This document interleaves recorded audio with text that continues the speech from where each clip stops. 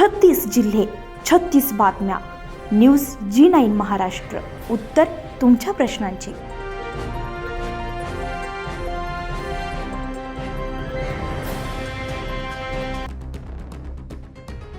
अमरावती शहरात एका 35 वर्षीय महिलेच्या असहाय्यतेचा फायदा घेत भोंदूगिरीच्या माध्यमातून तिची फसवणूक करून अत्याचार केल्याची धक्कादायक घटना समोर आली आहे. अमरावतीमधील गाडगेनगर परिसरातील पंचवटी चौकात रियाजुद्दीनच्या चायनीज गाडीवर पीडित महिलेची आरोपीशी ओळख झाली. लग्न तुटल्यानं मानसिकदृष्ट्या खचलेल्या या महिलेची परिस्थिती जाणून घेत आरोपी रियाजुद्दीनने तिला तुटलेलं लग्न पुन्हा जुळवून देतो असं आमिष दाखवत विश्वासात घेतलंय.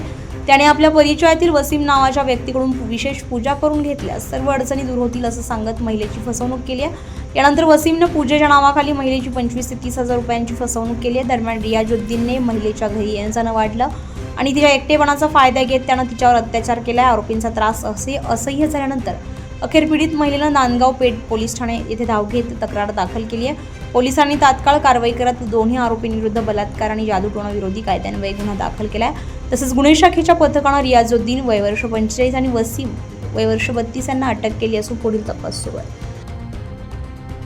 न्यूज G9 महाराष्ट्रासाठी नंदकिशोर मते, दिवसा.